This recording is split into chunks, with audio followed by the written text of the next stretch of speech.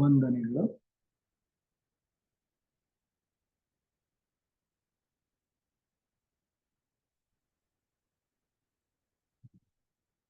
ಇಂದಿನ ಒಂದು ಸತ್ಸಂಗದ ಕಾರ್ಯಕ್ರಮಕ್ಕೆ ನಿಮಗೆಲ್ಲರಿಗೂ ಸ್ವಾಗತವನ್ನು ಕೋರ್ತಾ,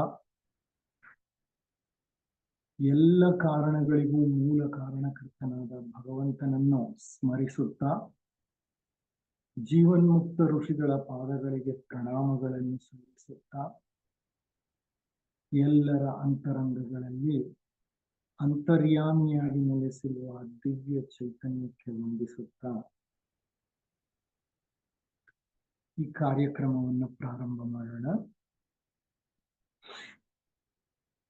ಈ ಸತ್ಸಂಗದ ಒಂದು ಅತಿ ಮುಖ್ಯವಾದಂತಹ ವಿಷಯ ಪ್ರಾರ್ಥನೆ ಮತ್ತು ಪ್ರಾರ್ಥನೆಯ ಮಹತ್ವ. ಪ್ರಾರ್ಥನೆ ಅಂದ್ರೆ ಏನು, ಅದಕ್ಕೆ ಎಷ್ಟು ಶಕ್ತಿ ಇದೆ, ಅದರ ಪ್ರಾಮುಖ್ಯತೆ ಏನು ನಮ್ಮ ಅಧ್ಯಾತ್ಮ ಜೀವನದಲ್ಲಿ,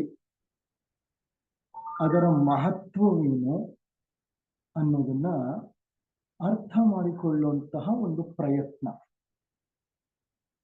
ಸಾಮಾನ್ಯವಾಗಿ ನಾವು ಮಾತನಾಡುವಾಗ ಪ್ರಾರ್ಥನೆ ಅನ್ನೋದನ್ನ ಹೇಗೆ ಬಳಸ್ತೀವಿ? ಒಂದು ಸಭೆಯಲ್ಲಿ ಅಲ್ಲಲ್ಲಿ ಜನ ಕುಳಿತುಕೊಂಡೇನೋ ಮಾತನಾಡ್ತಿದ್ದಾರೆ, ಸಭೆಯಲ್ಲಿ ಒಂದು ಉಪನ್ಯಾಸ ನಡೀತಾ ಇದೆ. ಆಗ ಆ ವ್ಯವಸ್ಥಾಪಕರು ಬಂದು ಏನ್ ಹೇಳ್ತಾರೆ, ಸಭಿಕರು ಮೌನವಾಗಿ ಕುಳಿತುಕೊಳ್ಳಬೇಕು ಎಂದು ನಮ್ಮ ಸವಿನಯ ಪ್ರಾರ್ಥನೆ. ಕರೆಕ್ಟಾ? ಯಾವ ಕಾಂಟೆಕ್ಸ್ಟ್ ಅಲ್ಲಿ ಬಳಸಿದ್ರು ಇದನ್ನು?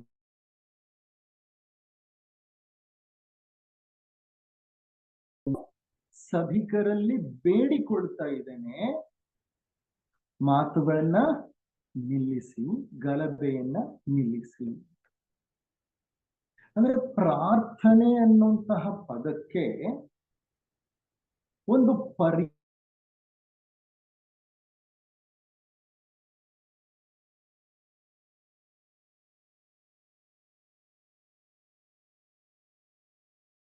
ಪ್ರಾರ್ಥನೆ ಅಂತೇವೆ ಅಷ್ಟೇ. ಈ ಪದದ ಅರ್ಥ ಏನಂದ್ರೆ ಬೇಡಿಕೊಳ್ಳುವುದು. ಸಂಸ್ಕೃತದ ಪದ. ಆ ಪದದ ಮೂಲವನ್ನು ಹುಡುಕ್ತಾ ಹೋದ್ರೆ ಪ್ರಾ ಅಂದ್ರೆ ಬೇಡಿಕೊಳ್ಳು. ಈ ಪ್ರಾರ್ಥನೆ ಅನ್ನೋದು ನಾವು ಒಂದು ಉನ್ನತ ಶಕ್ತಿಯ ಮುಂದೆ ಇಡುವಂತಹ ಒಂದು ಬೇಡಿಕೆ. ಸಾಮಾನ್ಯವಾಗಿ ಯಾವುದೇ ಕಾರ್ಯಕ್ರಮ ಪ್ರಾರಂಭ ಮಾಡಬೇಕು ಅಂತಂದ್ರೂ ನಾವು ಪ್ರಾರ್ಥನೆಯಿಂದಲೇ ಪ್ರಾರಂಭ ಮಾಡ್ತೀವಿ. ಈಗ ನಾವು ಪ್ರಾರ್ಥನೆಯೊಂದಿಗೆ ಪ್ರಾರಂಭ ಮಾಡಿದಲ್ವಾ ಕಾರ್ಯಕ್ರಮನ? ಸಹಸ್ರ ಶೀರ್ಷ ಪುರುಷ ಸಹಸ್ರಾಕ್ಷ ಸಹಸ್ರಪಾತ್. ಹಿಂದೂ ಮತದ ಪ್ರಾರ್ಥನೆ ಅದು. ಪ್ರತಿ ಅಣುವಿನಲ್ಲಿಯೂ ಚಲಿಸುತ್ತಿರುವ ಗುಪ್ತ ಚೇತನವೇ, ಅದು ಸಾರ್ವತ್ರಿಕ ಪ್ರಾರ್ಥನೆ. ಅಡಿಯಾರ್ನಲ್ಲಿ ನಮ್ಮ ಅಂತಾರಾಷ್ಟ್ರೀಯ ಸಮ್ಮೇಳನ ಆಗತ್ತಲ್ಲ ಡಿಸೆಂಬರ್ ತಿಂಗಳಲ್ಲಿ, ಪ್ರಾರಂಭ ಹೇಗ್ ಮಾಡ್ತಾರೆ? ಸರ್ವಮತಗಳ ಪ್ರಾರ್ಥನೆ. ಹಿಂದೂ ಮತ, ಇಸ್ಲಾಂ ಮತ, ಕ್ರೈಸ್ತ ಮತ, ಪಾರಸಿ ಮತ, ಬೌದ್ಧ ಮತ, ಜೈನ ಮತ, ಬಹಾಯಿ ಮತ, ಎಲ್ಲ ಮತಗಳ ಪ್ರಾರ್ಥನೆಯೊಂದಿಗೆ ನಾವು ಕಾರ್ಯಕ್ರಮವನ್ನ ಪ್ರಾರಂಭ ಮಾಡ್ತೇವೆ. ಅಷ್ಟೇ ಯಾಕೆ, ನಾವಿಲ್ಲಿ ನಡೆಸ್ತಿರೋ ಸತ್ಸಂಗ ಪ್ರಾರ್ಥನೆಯೊಂದಿಗೆ ಪ್ರಾರಂಭವಾಯಿತು. ಮುಕ್ತಾಯ ಹೇಗಾಗತ್ತೆ ಹೇಳಿ? ಶಾಂತಿ ಮಂತ್ರದ ಪ್ರಾರ್ಥನೆ. ಮತ್ತೆ ಪ್ರಾರ್ಥನೆಯೊಂದಿಗೆ ಮುಕ್ತಾಯ ಮಾಡ್ತೀವಿ. ಹೌದಲ್ವಾ? ಎಲ್ಲ ಧರ್ಮಗಳು, ಎಲ್ಲ ಮತಗಳು ಅನುಸರಿಸುವ ಒಂದು ಅತಿ ಮುಖ್ಯವಾದ ವೈಯಕ್ತಿಕ ಮತ್ತು ಸಾಮೂಹಿಕ ಆಚರಣೆಯೇ ಪ್ರಾರ್ಥನೆ. ವೈಯಕ್ತಿಕವಾಗಿ ಸಹ ನೀವು ಮಾಡ್ಕೋಬಹುದು. ಒಬ್ಬರೇ ನಿಮ್ಮ ಮನೆಯಲ್ಲಿ ಕುಳಿತುಕೊಂಡು ಅಥವಾ ಮತ್ತೆಲ್ಲೋ ಕುಳಿತುಕೊಂಡು ದೇವಸ್ಥಾನದಲ್ಲೋ, ಇಗರ್ಜಿಯಲ್ಲೋ ಅಥವಾ ಮಸೀದಿಯಲ್ಲೋ, ಗುರುದ್ವಾರದಲ್ಲೋ ಒಬ್ಬರೇ ಕುಳಿತುಕೊಳ್ಬೇಕಾದ್ರೂ ಮಾಡಬಹುದು, ಸಾಮೂಹಿಕವಾಗಿ ಬೇಕಾದ್ರೂ ಮಾಡಬಹುದು. ಬೆಳಿಗ್ಗೆ ಎದ್ದ ತಕ್ಷಣ ನಾವು ಏನ್ ಮಾಡ್ತೇವೆ? ಕೈಗಳನ್ನು ಜೋಡಿಸಿ ಕಣ್ಮುಂದೆ ಇಟ್ಕೊಂಡು ಕರಾಗ್ರೇ ವಸತೆ ಲಕ್ಷ್ಮಿ, ಕರಮಧ್ಯೆ ಸರಸ್ವತಿ, ಕರಮೂಲೆ ಸ್ಥಿತ ಗೌರಿ, ಪ್ರಭಾತೆ ಕರದರ್ಶನ. ನೋಡಿ, ಈ ಪ್ರಾರ್ಥನೆ ಎಷ್ಟು ಸರಳವಾಗಿದೆ.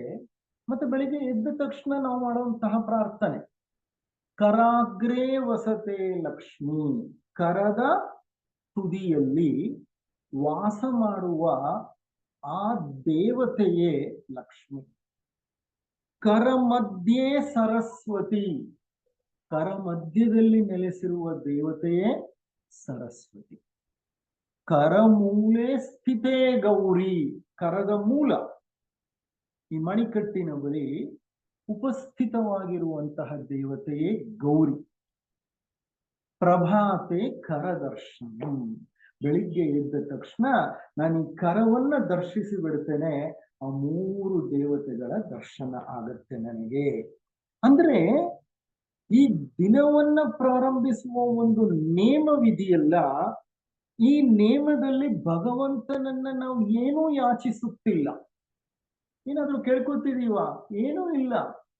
ನನ್ನ ಕರದಲ್ಲೇ 3 ದೇವತೆಗಳು ಉಪಸ್ಥಿತರಾಗಿದ್ದಾರೆ. ಪ್ರಭಾತೆ ಕರದರ್ಶನ. ಆದ್ರಿಂದ ಬೆಳಗ್ಗೆ ಎದ್ದು ನಾನು ಈ ಕೈಗಳನ್ನ ನೋಡಿಕೊಳ್ತಿದ್ದೇನೆ, ದೇವತೆಗಳ ದರ್ಶನವನ್ನ ನಾನು ಅಪೇಕ್ಷಿಸುತ್ತಿದ್ದೇನೆ ಅಥವಾ ಮಾಡ್ತಾ ಇದ್ದೇನೆ ಅಂತ. ಇಲ್ಲಿ ಯಾಚನೆ ಇಲ್ಲ, ಬೇಡ್ತಾ ಇಲ್ಲ. ಆದ್ರೆ ನಾವು ಒಂದು ಸಣ್ಣ ಅಪೇಕ್ಷೆಯನ್ನ ಇಟ್ಕೊಂಡಿದ್ದೀವಿ. ಏನದು ಅಪೇಕ್ಷೆ? ಕೈಯನ್ನ ನೋಡಿ 3 ದೇವತೆಗಳನ್ನು ನಾನು ದರ್ಶನ ಮಾಡಿದ್ದೇನೆ ಅಂತ ಅನ್ಕೊಳ್ತೇನೆ. ಕ್ರೈಸ್ತರು ಸಹ ಪ್ರತಿನಿತ್ಯ ಬೆಳಿಗ್ಗೆ ಮತ್ತು ಸಂಜೆ ಪ್ರಾರ್ಥನೆ ಮಾಡ್ತಾರೆ. ಅವರಲ್ಲೂ ಈ ಅಭ್ಯಾಸ ಇದೆ. ನಾವು ಚಿಕ್ಕನ್ನಲ್ಲಿದ್ದಾಗ ನಮ್ಮನೆ ಪಕ್ಕದಲ್ಲೇ ಚರ್ಚ್ ಇತ್ತು, ರಾಜಾಜಿನಗರಲ್ಲಿ. ಬೆಳಿಗ್ಗೆ 6 ಗಂಟೆಗೆ ಗಂಟೆ ಹೊಡಿ, ಕಂಟಿನ್ಯೂಸ್ ಆಗಿ 1-2-3 ನಿಮಿಷ ಗಂಟೆ ಹೊಡಿತಿದ್ರು. ಅದರ ಅರ್ಥ ಏನು? It is time for prayer ಅಂತ. ಸಾಯಂಕಾಲ ಮತ್ತೆ 6 ಗಂಟೆಗೆ ಕಂಟಿನ್ಯೂಸ್ ಆಗಿ 1-2-3 ನಿಮಿಷ ಗಂಟೆ ಬಾರಿಸ್ತಿದ್ರು. ಅದರ ಅರ್ಥ this is time for prayer. ಅವರು ಅಷ್ಟೇ, ಬೆಳಿಗ್ಗೆ ಸಂಜೆ 2 ಹೊತ್ತು ಪ್ರಾರ್ಥನೆಯ ಒಂದು ನಿಯಮವನ್ನ ಇಟ್ಕೊಂಡಿದ್ದಾರೆ. ಮುಸಲ್ಮಾನರು ದಿನಕ್ಕೆ 5 ಬಾರಿ ಪ್ರಾರ್ಥನೆ ಮಾಡಬೇಕು ಅಂತ ಹೇಳ್ತಾರೆ. ಅವರಲ್ಲಿ ಅವರ ಪ್ರಾರ್ಥನೆಯನ್ನು ಅವರು ನಮಾಜ್ ಅಂತ ಕರೀತಾರೆ. ಆ ನಮಾಜ್ಗೆ ಮಸೀದಿಗಳಿಂದ ಏನ್ ಮಾಡ್ತಾರೆ? ಧ್ವನಿವರ್ಧಕದ ಮೂಲಕ ಇದು ಪ್ರಾರ್ಥನೆಯ ಸಮಯ ಅಂತ ಜನರಿಗೆ ತಿಳಿಸಿಕೊಡ್ತಾರೆ. ನಾವೊಂದು 3 ವರ್ಷ ದುಬೈನ ಆಚೆ ಒಂದು ಸ್ಥಳದಲ್ಲಿ ವಾಸ ಮಾಡ್ತಿದ್ವಿ. 1994ರಿಂದ 97ರ ತನಕ ಆಸ್ಪತ್ರೆಯಲ್ಲಿ ಪೇಷಂಟ್ಗಳು ಬರ್ತಿದ್ರು. ಪೇಷಂಟ್ಗಳ ಜೊತೆ ಅವರ ಸಂಬಂಧಿಕರು ಬರ್ತಿರ್ತಿದ್ರು, ಎಲ್ಲ ಒಟ್ಟೊಟ್ಟಿಗೆ ಬರ್ತಿದ್ರು. ಪ್ರಾರ್ಥನೆಯ ಟೈಮ್ ಅಂದ್ರೆ ಅವ್ರಿಗೊಂದು ಪ್ರೇಯರ್ ರೂಮ್ ಇರ್ತಿತ್ತು. ಆ ಪ್ರೇಯರ್ ರೂಮ್ ನಲ್ಲಿ ಮ್ಯಾಟ್ ಹಾಕೊಂಡು ಪ್ರಾರ್ಥನೆಯನ್ನ ಕಡ್ಡಾಯವಾಗಿ ಮಾಡ್ತಿದ್ರು. ಅವ್ರ ಏರ್ಪೋರ್ಟ್ಗಳಲ್ಲೂ ಪ್ರೇಯರ್ ಹಾಲ್ ಇರುತ್ತೆ, ದೊಡ್ಡ ದೊಡ್ಡ ಮಾಲ್ಗಳಲ್ಲಿ ಪ್ರೇಯರ್ ಹಾಲ್ ಇರುತ್ತೆ. ಅವರಿಗೆ ಪ್ರೇಯರ್ ಹಾಲ್ ಬಹಳ ಮುಖ್ಯ. ಕಾರಣ ಅವರು ದಿನಕ್ಕೆ 5 ಬಾರಿ ಭಗವಂತನಿಗೆ ಪ್ರಾರ್ಥನೆ. ಈ ಪ್ರಾರ್ಥನೆಯ ವಿಧಿ ವಿಧಾನಗಳು ಬೇರೆ ಬೇರೆ ಇರಬಹುದು. ನಾನು ಪ್ರಾರ್ಥನೆ ಮಾಡೋ ರೀತಿನೇ ಬೇರೆ ಇರಬಹುದು, ಮುಸಲ್ಮಾನರು ಮಾಡೋ ರೀತಿನೇ ಬೇರೆ ಇರಬಹುದು, ಕ್ರೈಸ್ತರು ಮಾಡೋ ರೀತಿನೇ ಬೇರೆ ಇರಬಹುದು. ಸಿಕ್ಕರು ಮಾಡೋ ರೀತಿನೇ ಬೇರೆ ಇದೆ. ಆದ್ರೆ ಪ್ರಾರ್ಥನೆಯ ಮೂಲ ಅರ್ಥ ಏನು ಅಂತಂದ್ರೆ, ಆತ್ಮ ಪರಮಾತ್ಮನನ್ನ ಸಂಪರ್ಕಿಸಲು ಒಂದು ಪ್ರಯತ್ನವನ್ನ ಮಾಡೋದೇ ಪ್ರಾರ್ಥನೆ. It is a communication between human and divine. Communication between human and divine. ಮನುಷ್ಯ ಪರಮಾತ್ಮನನ್ನ ಸಂಧಿಸುವ, ಸಂಪರ್ಕಿಸುವ ಒಂದು ಪ್ರಯತ್ನವನ್ನ ಪ್ರಾರ್ಥನೆಯ ಮೂಲಕ ಮಾಡ್ತೀವಿ.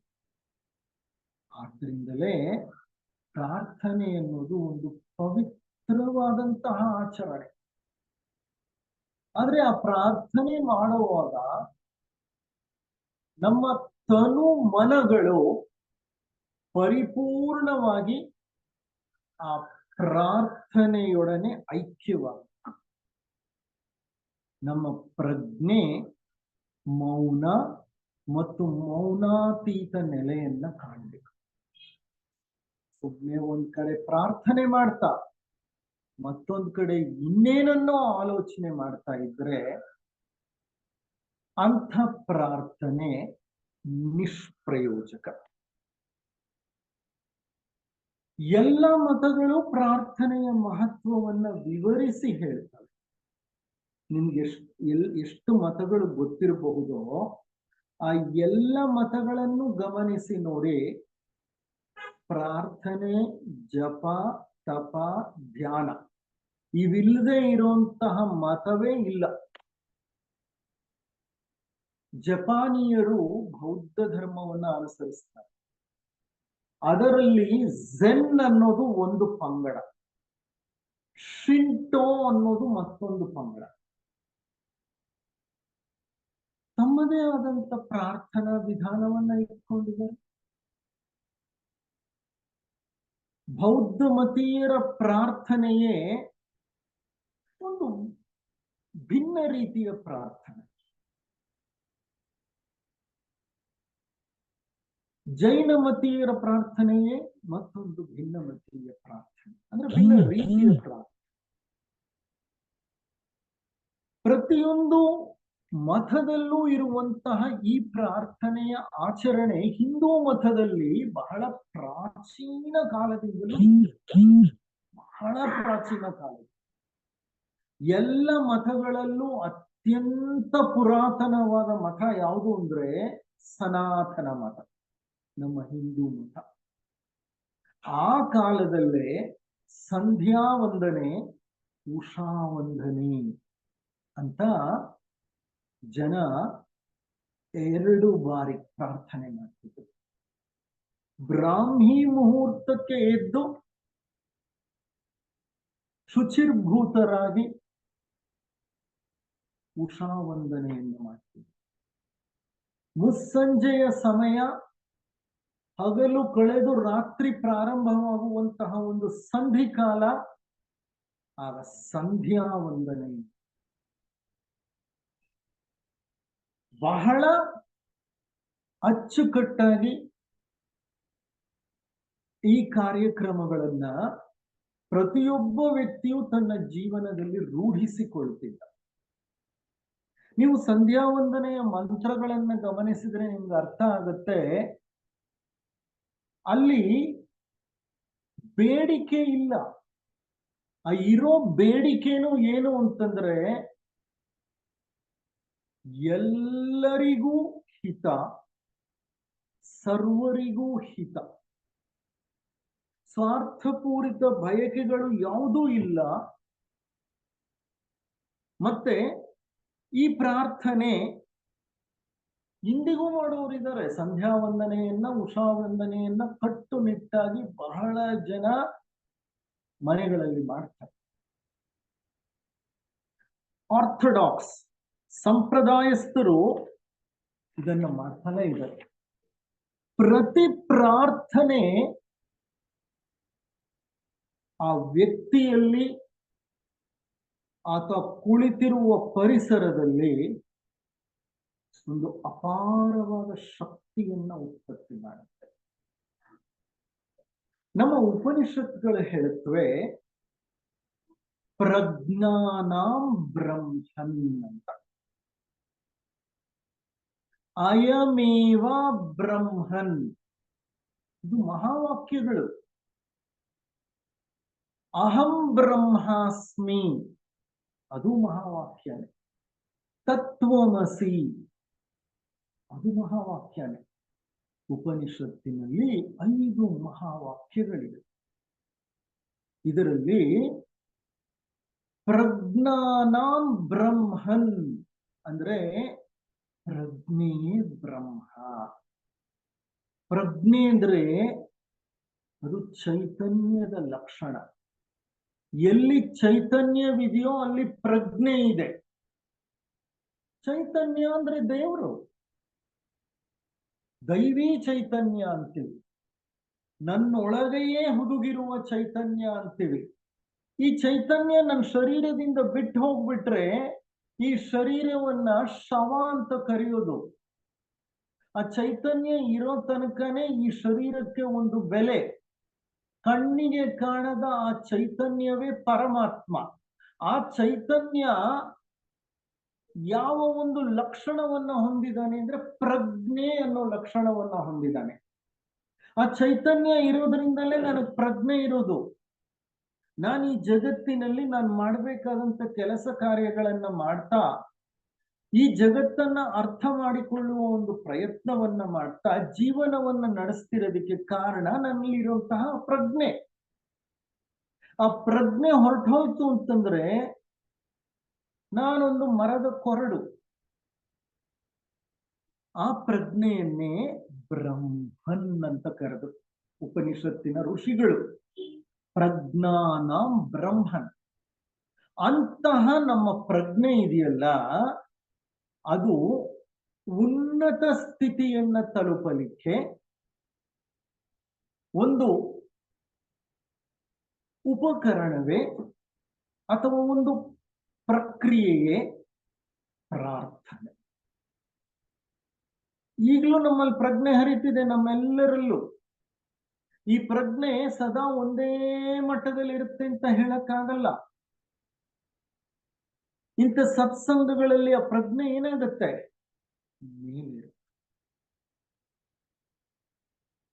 ಸತ್ಸಂಗಗಳು ನಡೆಸುವಾಗ ಪ್ರಜ್ಞೆ ಗಲಭೆಯಿಂದ ಹೊರಗೆ ಬರುತ್ತೆ, ಸದ್ದು ಗದ್ದಲಗಳಿಂದ ಮೇಲಿರುತ್ತೆ, ಮೌನದ ಹೊಸ್ತಿಲನ್ನ ತಲುಪುತ್ತೆ, ಮೌನದ ಆಚೆಯ ಲೋಕವನ್ನ ಪ್ರವೇಶ. ಈ ಪ್ರಜ್ಞೆ ಹೀಗೆ ಉನ್ನತ ಮಟ್ಟಕ್ಕೆ ಹೋಗುವ ಕ್ರಿಯೆ ಇದೆಯಲ್ಲ, ಅದು ಪ್ರಾರ್ಥನೆಯಲ್ಲಿ ಜರುಗುತ್ತೆ. ಜಪತಪಗಳು ಪ್ರಾರ್ಥನೆಯ ಒಂದು ರೂಪನೇ. ಪ್ರಾರ್ಥನೆಗೆ ಹಲವಾರು ಸ್ವರೂಪಗಳುಂಟು. ನಮ್ಮ ಮನಸ್ಸನ್ನ ಮನವೊಂದು ಮರ್ಕಟವಯ್ಯ ಅಂತ ಹೇಳ್ತಾರೆ ಅಲ್ವಾ. ಮನಸ್ಸು ಒಂದು ಕಪಿ ಅಂತ. ಮರ್ಕಟ ಅಂದ್ರೆ ಕಪಿ. ಅದು ಒಂದು ಕಡೆ ಸುಮ್ಮನೆ ನೆಲೆನೇ ನಿಲ್ಲಲ್ಲ, ನೆಲೆನೇ ನಿಲ್ಲಲ್ಲ. ನೀವು ಹರ ಸಾಹಸ ಪಡಿ, ಅದು ನೆಲೆ ನಿಲ್ಲಲ್ಲ. ಧ್ಯಾನ ಮಾಡ್ತೀನಿ ಅಂತ ಕುಳಿತುಕೊಳ್ಳಿ, ಕೆಲವೇ ನಿಮಿಷಗಳಲ್ಲೇ ನಿಮ್ಮ ಮನಸ್ಸು ಎಲ್ಲೋ ಹಾರೋಗ್ತು. ನಿಮಿಷ ಬೇಡ, ಸೆಕೆಂಡ್ ಬೇಡ, ಸಾಕು, ಎಲ್ಲೋ ಹಾರೋಗುತ್ತೆ. ಅದನ್ನ ಮತ್ತೆ ಎಳ್ಕೊಂಡು ಬನ್ನಿ, ಮತ್ತೆ ಮೌನವಾಗಿಸಿ, ಆಯ್ತಪ್ಪ ಹೇಗೋ ಹೇಳ್ಕೊಂಡು ಬಂದೆ, ಇನ್ನ ನಾನು ಈ ಭೂ ಮಧ್ಯೆ ನನ್ನ ಗಮನವನ್ನ ಇಡ್ತೀನಿ ಅಂತ ಇಡಿ, ಕ್ಷಣ ಸಾಕು. ಮತ್ತೆ ಈಗ ಸದ್ದಾಗ್ಲಿ ಎಲ್ರು ಏನ್ ಮಾಡ್ತೀವಿ ನಾವು, ಆ ಕಡೆ ನೋಡಿ. ಹೌದಾ ಅಲ್ವಾ? ಒಂದು ಸತ್ಸಂಗ ನಡೀತಿರುತ್ತೆ, ಉನ್ನತ ಮಟ್ಟದ ಒಂದು ಉಪನ್ಯಾಸ ನಡೀತಾ ಇರುತ್ತೆ, ಶ್ರೋತೃಗಳು ಇರ್ತಾರೆ, ಒಂದು ಸಂವಹನ ನಡೀತಾ ಇರುತ್ತೆ, ಎಷ್ಟೋ ಅದ್ರಲ್ಲಿ ನಾವು ಇನ್ವಾಲ್ವ್ ಆಗಿರ್ತೀವಿ. ಆದ್ರೆ ಅಲ್ಲಿ ಠಕ್ ಅಂದ ತಕ್ಷಣ ಎಲ್ರು ಯಾಕೆ ಅಂತಂದ್ರೆ ಮನವೊಂದು ಮರ್ಕಟವಯ್ಯ. ಸಮಸ್ಯೆ ಏನಂದ್ರೆ ಮನಸ್ಸಿನ ತುಂಬಾ ಇದುವರೆಗೂ ನಮ್ಮ ಜೀವನದಲ್ಲಿ ನಡೆದಂತಹ ಎಲ್ಲ ಘಟನೆಗಳನ್ನ ಇಂಪ್ರೆಷನ್ಗಳಾಗಿ ಶೇಖರಿಸಿಕೊಂಡು ಬಿಟ್ಟಿದ್ದೇವೆ. ಅನುಭವಗಳು, ಪ್ರತಿ ಅನುಭವವು ತನ್ನದೇ ಆದಂತ ಒಂದು ಮುದ್ರಣ ಅಂದ್ರೆ ಒಂದು ಪ್ರಿಂಟು, ಆ ಪ್ರಿಂಟ್ ನಮ್ಮ ಮೆದುಳಿನಲ್ಲಿ ಮಾಡ್ಬಿಟ್ಟಿದೆ. ಇದು ಹೇಗೆ ಅಂತಂದ್ರೆ ಕಂಪ್ಯೂಟರ್ನಲ್ಲಿ ನೀವು ಕಳೆದ 10 ವರ್ಷದ ಡೇಟಾ ಸ್ಟೋರ್ ಮಾಡಿರ್ತೀರಿ. ಈಗ ಯಾರೋ ಬಂದ್ರು, ಏನೋ ಒಂದು ವಿಷಯ ಬೇಕು ಅವ್ರಿಗೆ ಸಂಬಂಧಪಟ್ಟಿದ್ದು, ಏನ್ ಮಾಡ್ತೀರಿ ನೀವು? ಸರ್ಚ್ ಬಾಕ್ಸ್ಗೆ ಹೋಗ್ತೀರಿ, ಅವ್ರ ಹೆಸರನ್ನ ಎಂಟರ್ ಮಾಡ್ತೀರಿ, ಕ್ಲಿಕ್ ಮಾಡ್ತೀರಿ, ಸರ್ಚ್ ಕ್ಲಿಕ್ ಕೊಡ್ತೀರಿ. ತಕ್ಷಣ ಏನ್ ಮಾಡುತ್ತ ಕಂಪ್ಯೂಟರು? ಅವ್ರದ್ದು ಹಳೆ ಪುರಾಣನೆಲ್ಲ ಎತ್ತಿ ಹೊರಗೆ ಹಾಕ್ಬಿಡುತ್ತೆ. ಇದು ಹಾಗೇನೆ, ನಮ್ಮ ಮೆದುಳು ಹಾಗೇನೆ ಎಲ್ಲ ಅನುಭವಗಳನ್ನ ಪ್ರಿಂಟ್ ಮಾಡ್ಕೊಂಡು ಒಳಗಿಟ್ಕೊಂಡಿರುತ್ತೆ. ಆ ವ್ಯಕ್ತಿ ಈಗ ಎದುರುಗಡೆ ಬಂದ ತಕ್ಷಣ, ಅಥವಾ ಆ ವ್ಯಕ್ತಿಯ ಹೆಸರು ಜ್ಞಾಪಕ ಬಂದ ತಕ್ಷಣ, ಅಥವಾ ಆ ವ್ಯಕ್ತಿ ಬಗ್ಗೆ ಯಾರೋ ಮಾತಾಡಿದ ತಕ್ಷಣ ಎಲ್ಲ ಏನಾಗುತ್ತೆ? ಹಟ್ ಅಂತ ಮೇಲೆ ಎತ್ಬಿಡು. ಓಕೆ, ಆ ವ್ಯಕ್ತಿಗೆ ನಿಂತೋಯ್ತು ಅದು? ಇಲ್ಲ, ಆ ವ್ಯಕ್ತಿಯ ಜೊತೆ ನಮ್ಮ ಒಡನಾಟ, ನಮ್ಮ ಸಂಬಂಧ, ನಡೆದ ಘಟನೆಗಳು, ಒಳಿತು ಕೆಡುಕು ಎಲ್ಲ ಮೇಲಕ್ಕೆ ರಾಡಿಯಾಗಿ ಎದ್ದು ಬಿಡುತ್ತೆ. ಮನ ಒಂದು ಮರ್ಕಟವಯ್ಯ. ಇಂತಹ ಮರ್ಕಟದಂತಹ ಮನಸ್ಸಿನ ಒಂದು ಶಕ್ತಿಯನ್ನ ನಾವು ಉಪಯೋಗಿಸಿಕೊಳ್ಳಬೇಕು ಅಂತ ಅಂದ್ರೆ ಪ್ರಜ್ಞೆಯನ್ನ ಮನಸಾತೀತ ಮಟ್ಟಕ್ಕೆ ಕೊಂಡೊಯ್ದು. ಆ ಮನಸಾತೀತ ಮಟ್ಟಕ್ಕೆ ಹೋಗೋದು ಯಾವಾಗ ಅಂತ ಅಂದ್ರೆ ನಾವು ಪ್ರಾರ್ಥನೆ ಮಾಡುವಾಗ, ಜಪ ತಪ ಧ್ಯಾನ ಧಾರಣ ಧ್ಯಾನ ಇವೆಲ್ಲ ಮಾಡುವಾಗ. ಈ ಸ್ಥೂಲ ಶರೀರಕ್ಕೆ ವ್ಯಾಯಾಮ ಹೇಗೋ ಪ್ರಾಣ ಶರೀರಕ್ಕೆ ಪ್ರಾಣಾಯಾಮ. ಪ್ರಾಣ ಶರೀರಕ್ಕೆ ಪ್ರಾಣಾಯಾಮವಾದ್ರೆ ಕೆಳ ಮನಸ್ಸಿಗೆ, ಕೆಳ ಮನೋಶರೀರಕ್ಕೆ ಧಾರಣ, ಉನ್ನತ ಮನಸ್ಸಿಗೆ ಧ್ಯಾನ, ಬುದ್ಧಿ ಮನಸ್ಸಿಗೆ ಸವಿಕಲ್ಪ ಸಮಾಧಿ, ಆತ್ಮಕ್ಕೆ ನಿರ್ವಿಕಲ್ಪ ಸಮಾಧಿ.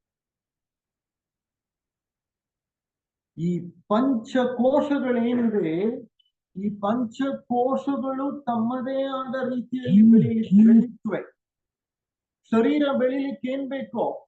ಒಳ್ಳೆ ಆಹಾರ ಬೇಕು, ಉತ್ತಮ ವ್ಯಾಯಾಮ ಬೇಕು, ಹೌದಾ ಅಲ್ವಾ? ಪ್ರಾಣ ಶರೀರ ಚೆನ್ನಾಗಿ ಬೆಳಿಲಿಕ್ಕೆ ಉಸಿರಾಟದ ಮೇಲೆ ಒಂದು ನಿಯಂತ್ರಣ, ಪ್ರಾಣಾಯಾಮ ಬೇಕು. ಕೆಳ ಮನಸ್ಸು ಮೌನವಾಗಬೇಕಾದ್ರೆ ಇಂದ್ರಿಯಗಳನ್ನ ಮೊದಲು ಹತ್ತಿಕ್ಕಬೇಕು ಅಥವಾ ಒಳಮುಖವಾಗಿ ತಿರುಗಿಸ್ಬೇಕು, ಧಾರಣ ಬೇಕು. ಮೇಲ್ಮನಸ್ಸು ಅದು ಮೌನ ಮನಸ್ಸು, ಅದಕ್ಕೆ ಬೇಕಾಗಿರೋದು ಮೌನ, ಸೈಲೆನ್ಸ್, ಧ್ಯಾನ. ಬುದ್ಧಿ ಮನಸ್ಸು ಸಮಾಧಿ, ನಿರ್ವಿಕಲ್ಪ ಸಮಾಧಿ ಅಲ್ಲ, ಸವಿಕಲ್ಪ ಸಮಾಧಿ. ಬುದ್ಧಿ ಮನಸ್ಸಿಗೆ ಆಚೆ ನಿರ್ವಿಕಲ್ಪ ಸಮಾಧಿ, ಅದು ಆತ್ಮಕ್ಕೆ ಬೇಕಾಗುತ್ತೆ. ಅಂದ್ರೆ ನಾನೇನ್ ಹೇಳ್ತಿದ್ದೀನಿ ಅಂತಂದ್ರೆ, ಈ ಎಲ್ಲ ಶರೀರಗಳು ತಮ್ಮದೇ ಆದಂತಹ ಒಂದು ಆಹಾರವನ್ನ ಬಯಸುತ್ತವೆ.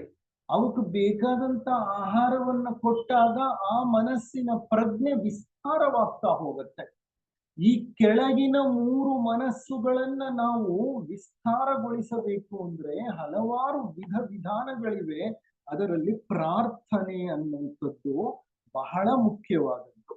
ಈ ಪ್ರಾರ್ಥನೆ ಏಕಾಗ್ರತೆಯಿಂದ ಕೂಡಿರಬೇಕು, ಧಾರಣವಿರಬೇಕಲ್ಲಿ, ಎಲ್ಲ ಇಂದ್ರಿಯಗಳು ಒಳಮುಖವಾಗಿರಬೇಕು, ನಿಸ್ವಾರ್ಥ ಪ್ರಾರ್ಥನೆಯಾಗಿರಬೇಕು. ಅಂದ್ರೆ ಸರ್ವರ ಸುಖವನ್ನ ಬೇಡಿಕೊಳ್ಳುವಂತಹ ಒಂದು ಪ್ರಾರ್ಥನೆಯಾಗಿರಬೇಕು. ಸ್ವಾರ್ಥ ಬೇಡಿಕೆಗಳನ್ನ ಆ ಉನ್ನತ ಶಕ್ತಿಯ ಮುಂದೆ ಇಡೋದಾದ್ರೆ ಆ ಪ್ರಾರ್ಥನೆಗೆ ತನ್ನದೇ ಆದಂತಹ ಒಂದು ಸೀಮಿತ ಶಕ್ತಿ ಇರುತ್ತೆ. ಅದು ತಪ್ಪು ಅಂತ ಹೇಳ್ತಿಲ್ಲ, ಆದ್ರೆ ಪ್ರಾರ್ಥನೆಗೆ ಉತ್ತಮವಾದಂತ ಶಕ್ತಿ ಇದೆ, ಅದನ್ನ ನಾವು ಬಳಸಿಕೊಳ್ಳಬೇಕು ಅನ್ನೋದಾದ್ರೆ ನಿಸ್ವಾರ್ಥ ಪ್ರಾರ್ಥನೆ, ಪ್ರಾಮಾಣಿಕ ಪ್ರಾರ್ಥನೆಯಾಗಬೇಕು, ವಿಶ್ವಾಸದಿಂದ ಕೂಡಿದ ಪ್ರಾರ್ಥನೆಯಾಗಿರ್ಬೇಕು, ನಂಬಿಕೆ ಇರಬೇಕು. ನಾನು ಮಾಡ್ತಾ ಇರೋ ಪ್ರಾರ್ಥನೆಯ ಬಗ್ಗೆ, ಆ ಪರಮಾತ್ಮನ ಬಗ್ಗೆ ಆಳ ನಂಬಿಕೆ ಇರಬೇಕು. ಒಂದು ಹಳ್ಳಿ ಇತ್ತಂತೆ, ಆ ಹಳ್ಳಿಯಲ್ಲಿ ಬಹಳಷ್ಟು ಜನ ರೈತಾಪಿಗಳು. ಹಳ್ಳಿ ಸುತ್ತಮುತ್ತಲು ಇರುವಂತಹ ಹೊಲ ಗದ್ದೆಗಳು, ತೋಟಗಳಲ್ಲಿ ತಮ್ಮದೇ ಆದಂತಹ ಹೊಲ ಗದ್ದೆ ತೋಟಗಳಲ್ಲಿ ಕೆಲಸ ಮಾಡ್ತಿದ್ರು, ವಿಪುಲವಾಗಿ ಬೆಳೆಯನ್ನ ಬೆಳೀತಿದ್ರು, ಕಾಲ ಕಾಲಕ್ಕೆ ಮಳೆ ಆಗ್ತಿತ್ತು, ಸುಖವಾದ ಸಮೃದ್ಧಿಯಿಂದ ಕೂಡಿದ ಜೀವನ ನಡೆಸ್ತಿದ್ರು, ಸಂತೋಷವಾಗಿದ್ರು. ಆದ್ರೆ ಒಮ್ಮೆ ಏನಾಯ್ತು, ಮಳೆ ಬರಲೇ ಇಲ್ಲ. ಕ್ಷಾಮ, ಬರಗಾಲ. ನಮ್ಮ ದೇಶದಲ್ಲಿ ಹಾಗೆ ಅತಿವೃಷ್ಟಿ ಅಥವಾ ಅನಾವೃಷ್ಟಿ, ಮಳೆನೇ ಬರಲಿಲ್ಲ, ಕ್ಷಾಮ ಬಂದ್ಬಿಡ್ತು. ಊರಿನಲ್ಲಿ ಆಹಾರಕ್ಕೆ ಕೊರತೆ ಎದ್ದು ಬಿಡ್ತು, ಹಾಹಾಕಾರ ಸೃಷ್ಟಿಯಾಯಿತು. ಆಗ ಆ ಊರಿನ ಸರಪಂಚ ಹೇಳ್ದ, ನಾವು ವರುಣ ದೇವನ ಪ್ರಾರ್ಥನೆಯನ್ನ ಮಾಡೋಣ, ಈ ಶನಿವಾರ ಸಂತೆ ಮೈದಾನದಲ್ಲಿ ಎಲ್ಲರೂ ಮಧ್ಯಾಹ್ನ 12 ಗಂಟೆಗೆ ಸೇರೋಣ, ಅಲ್ಲಿ ವರುಣ ಪ್ರಾರ್ಥನೆಯನ್ನ ಸಾಮೂಹಿಕವಾಗಿ ಮಾಡೋಣ, ಯಾರು ಈ ಪ್ರಾರ್ಥನೆಯನ್ನ ತಪ್ಪಿಸಿಕೊಳ್ಳಬಾರದು, ಎಲ್ಲರೂ ಖಂಡಿತವಾಗಿ ಭಾಗವಹಿಸಬೇಕು ಅಂತ ಡಂಗೂರನ್ನು ಹೊಡೆಸ್ದ. ಸರಿ, ಎಲ್ಲರೂ ಆ ಸಂತೆ ಮೈದಾನದಲ್ಲಿ ಒಟ್ಟಾಗಿ ಸೇರಿದ್ರು. ಆ ಒಟ್ಟಾಗಿ ಸೇರಿ ಪ್ರಾರ್ಥನೆಯನ್ನ ಮಾಡೋ ಹೊತ್ತಿಗೆ ಒಂದು ಪುಟ್ಟ ಮಗು ನಗನಗ್ತಾ ಓಡ್ ಬಂತು. ಅದರ ಕೈಯಲ್ಲಿ ಒಂದು ಛತ್ರಿ ಇದೆ. ಅದು ಪ್ರಾರ್ಥನೆಯನ್ನ ಮಾಡ್ತು, ಮೌನವಾಗಿ ಎಲ್ರು ಪ್ರಾರ್ಥನೆ ಮಾಡಿದ್ರು. ಪ್ರಾರ್ಥನೆ ಮುಗಿದ ಮೇಲೆ ಒಬ್ಬ ಹಿರಿಯ ವೃದ್ಧ ನಕ್ಕು ಕೇಳಿದ, ಹೇ ಪುಟಾಣಿ, ನಿನ್ ಕೈಯಲ್ಲಿ ಏನ್ ಛತ್ರಿ ಇದೆ ಅಂತ. ಆ ಮಗು ಹೇಳ್ತು, ನಾವೆಲ್ಲ ಒಟ್ಟಾಗಿ ಸೇರಿ ಪ್ರಾರ್ಥನೆ ಮಾಡ್ತಾ ಇರೋದು ಮಳೆಗಾಗಿ ಅಲ್ವಾ ಅಜ್ಜ, ಮಳೆ ಬರುತ್ತಲ್ವಾ, ಈಗ ಮಳೆ ಬಂದ್ರೆ ನಾನು ನೆನೆಯಲ್ವಾ, ಅದಕ್ಕೆ ನಾನು ಛತ್ರಿ ತಗೊಂಡು ಬಂದೆ. ಅಂದ್ರೆ ಎಷ್ಟು ವಿಶ್ವಾಸ, ಮುಗ್ಧ ಮನಸ್ಸು. ಆ ಮುಗ್ಧ ಮನಸ್ಸಿಗೆ ಆ ವಿಶ್ವಾಸ ಇರೋದು, ಆ ಮುಗ್ಧತೆಯೇ ವಿಶ್ವಾಸವನ್ನ ತಂದು ಕೊಟ್ಟಿರೋದು ಆ ಮಗುಗೆ. ಬೆಳೀತಾ ಬೆಳೀತಾ ಆ ಮುಗ್ಧತೆಯನ್ನು ನಾವು ಕಳ್ಕೊತೀವಿ. ಅದನ್ನ ಕಳ್ಕೊಳ್ಳೋ ಹಂತದಲ್ಲಿ ವಿಶ್ವಾಸವನ್ನು ಕಳ್ಕೊಂಡ್ವಿ. ಪ್ರಾರ್ಥನೆಯ ಮೇಲೆ ವಿಶ್ವಾಸವಿಲ್ಲ, ಜಪದ ಮೇಲಿಲ್ಲ, ತಪದ ಮೇಲಿಲ್ಲ, ಧ್ಯಾನದ ಮೇಲಿಲ್ಲ, ಸತ್ಸಂಗಗಳ ಮೇಲಿಲ್ಲ, ಸತ್ಕಾರ್ಯಗಳ ಮೇಲಿಲ್ಲ.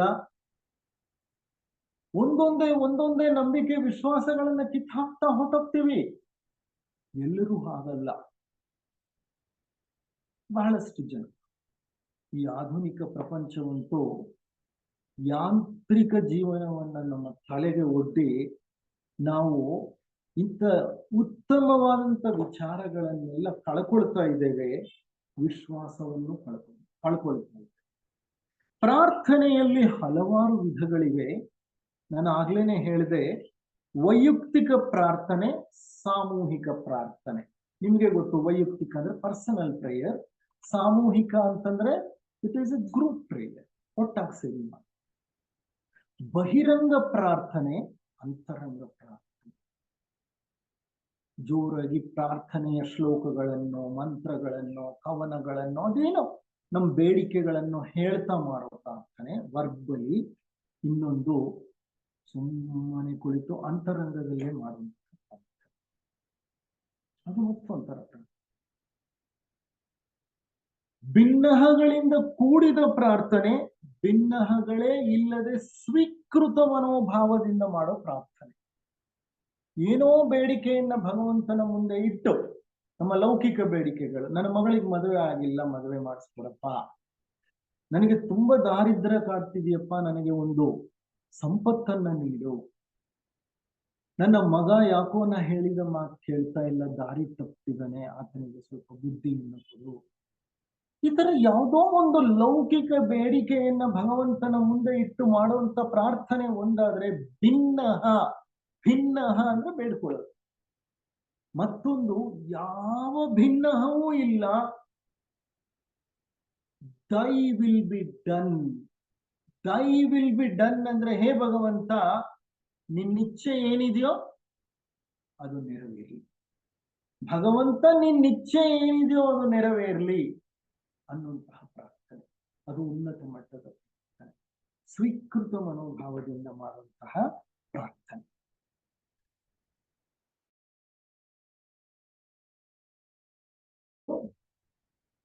ಆ ಪ್ರಾರ್ಥನೆಗಳಿಗೆ ಎಷ್ಟೋ ರೀತಿಯ ಪರಿಣಾಮಗಳು ಇರ್ತವೆ.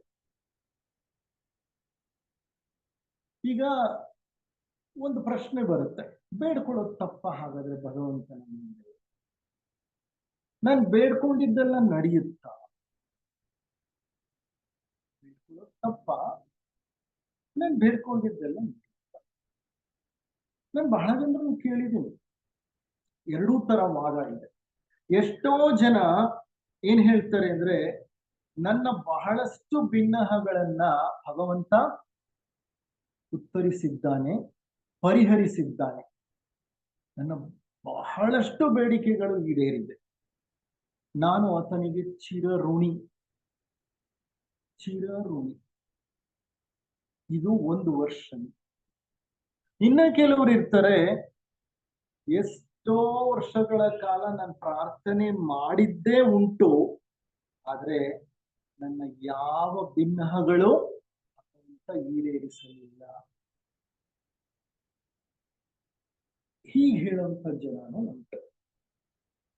ನೋಡಿ, ಪ್ರಾರ್ಥನೆಗೆ ತನ್ನದೇ ಆದ ಶಕ್ತಿ ಇದೆ. ತಥಾಸ್ತು ದೇವತೆಗಳು ಸದಾ ಇರ್ತಾರೆ. ಆದ್ರೆ ನಮ್ ಕರ್ಮನೇ ವಿಪರೀತವಾಗಿ ಕುಳಿತುಕೊಂಡಿರುವಾಗ ನಾವು ಇನ್ನೆಷ್ಟೇ ಪ್ರಾರ್ಥನೆ ಮಾಡಿದ್ರು ಆ ಕರ್ಮದ ಒಂದು ಹೊಡೆತ ಕಡಿಮೆ ಆಗ್ಬೋದೇ ಹೊರತು ಆ ಪೂರ್ತಿ ಕರ್ಮ ಫಲವನ್ನ ಭಗವಂತ ತಗೊಳ್ಳಿಕ್ಕೆ ಸಾಧ್ಯ ಇಲ್ಲ. ಕಾರಣ, ಕರ್ಮ ಅನ್ನೋದು ಕರಾರುವಕ್ಕಾದ ನಿಯಮ.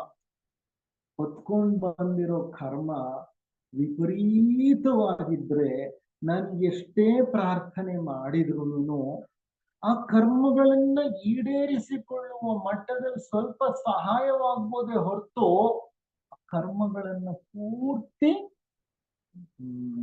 ಪರಿಹರಿಸಲಿಕ್ಕೆ ಭಗವಂತನಿಗೆ ಸಹ ಸಾಧ್ಯ ಇಲ್ಲ. ಕರ್ಮ ಅನ್ನೋದು ಅಂಥ ಒಂದು ಕರಾರುವಕ್ಕಾದ ನಿಯಮ. ಮಾಡಿದ್ದನ್ನ ನಾವು ಅನುಭವಿಸಲೇಬೇಕು. ಆದ್ರೆ ಅನುಭವಿಸುವ ಮಟ್ಟದಲ್ಲಿ ನಮ್ಮ ಪ್ರಾರ್ಥನೆ, ನಮ್ಮ ಜಪ, ನಮ್ಮ ತಪ ಇವೆಲ್ಲ ನಮಗೆ ಶಕ್ತಿಯನ್ನ ಕೊಡ್ಬೋದು ಅಂತ ಒಂದು ಕಷ್ಟವನ್ನ ಎದುರಿಸ್ಲಿಕ್ಕೆ, ಒಂದು ವಿಧಾನವನ್ನ ತೋರಿಸ್ಬೋದು ಕರ್ಮವನ್ನ ಎದುರಿಸ್ಲಿಕ್ಕೆ. ಅಷ್ಟೇ ಹೊರತು ಕರ್ಮ ಕಳೆದೋಯ್ತು ನಾನು ಪ್ರಾರ್ಥನೆ ಮಾಡಿದೆ ಅಂತ ಅಂದ್ರೆ ಅದು ತಪ್ಪು. ಅಂತ ಯೇಸು ಕ್ರಿಸ್ತನಿಗೆ ಸಹ ತಪ್ಪಲಿಲ್ಲ. ಆತ ಶಿಲುಬೆಯನ್ನ ಏರ್ಲೇಬೇಕಾಯ್ತು. ಸಜೀವವಾಗಿ ಶಿಲುಬೆಗೆ ಏರಿಸಿಬಿಟ್ರು ಆತನನ್ನ. ಎಂತ ಪುಣ್ಯಾತ್ಮ, ಎಂತಹ ಒಂದು ಪ್ರಜ್ಞೆ! ಅದನ್ನ ಕ್ರೈಸ್ತ ಪ್ರಜ್ಞೆ, ಕ್ರಿಸ್ತ ಪ್ರಜ್ಞೆ ಅಂತ ಹೇಳ್ತೇವೆ. ಆತನಲ್ಲಿ ಮಿಡಿತಾ ಇದ್ದದ್ದು ಕೃಷ್ಣ ಪ್ರಜ್ಞೆ ಅಥವಾ ಕ್ರಿಸ್ತ ಪ್ರಜ್ಞೆ. ಆ ಉನ್ನತ ಪ್ರಜ್ಞೆಯನ್ನ ಹೊಂದಿ ಉನ್ನತ ಬೋಧನೆಗಳನ್ನ ನೀಡಿದ ಅಂತಹ ಒಬ್ಬ ಪ್ರವಾದಿಯನ್ನ ಸಜೀವವಾಗಿ ಶಿಲುಬೆಯ ಮೇಲೆ ಏರಿಸ್ಬಿಟ್ಟಾರೆ. ಹಾಗೆ ಏರಿಸಿದಾಗ, ಚಿತ್ರ ಹಿಂಸೆಯನ್ನ ನೀಡಿದಾಗ, ಒಂದು ಶೂಲವನ್ನ ತಗೊಂಡು ಆತನ ಎದೆಯ ಕೆಳಗಡೆ ಪಕ್ಕೆಗೆ ಚುಚ್ಚಿದಾಗ ತಲೆಗೆ ಮುಳ್ಳಿನ ಕಿರೀಟವನ್ನ ಹಾಕಿದಾಗ, ಶಿಲುಬೆಯನ್ನ ಬೆಟ್ಟದ ಮೇಲೆ ಆತನ ಭುಜದ ಮೇಲೆ ಹೊತ್ಕೊಂಡು ಶಿಲುಬೆಯನ್ನ ಬೆಟ್ಟದ ಮೇಲೆ ಹತ್ತುವಾಗ, ಆ ಬಿಸಿಲಿನ ತಾಪದಲ್ಲಿ ಉರುಳಿ ಬಿದ್ದಾಗ ಅಷ್ಟು ನೋವು ಅನುಭವಿಸ್ತಾ ಇದ್ರು ಆತ ಭಗವಂತನ ಆ ಒಂದು ಇಚ್ಛೆ ಏನಿದೆಯೋ ಅದು ನೆರವೇರಲಿ ಅನ್ನೋ ಪ್ರಾರ್ಥನೆಯನ್ನೇ ಮಾಡ್ತಿದ್ದ. ಆದರೆ ಶಿಲುಬೆಯ ಮೇಲೇರಿಸಿ ಮೊಳೆಯನ್ನ ಹೊಡಿತಾ ಇದ್ದಾಗ ಆ ನೋವು, ಆ ಸಂಕಟವನ್ನ ತಡ್ಕೊಳ್ಳಿಕ್ಕಾಗದೆ ಆತ ಭಗವಂತನನ್ನ ಬೇಡ್ತಾನೆ. ಹೇ ಭಗವಂತ, ನನ್ನನ್ನ ನೀನು ಕೈ ಬಿಟ್ಟೆಯಾ? Why did you allow me to go through this torture?